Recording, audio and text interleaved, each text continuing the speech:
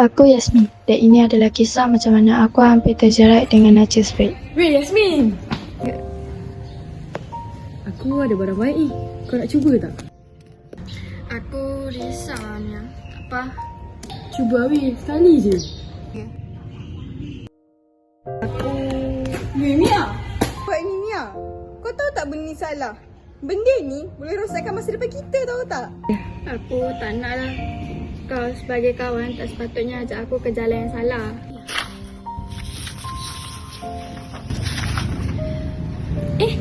Poster bebas vape?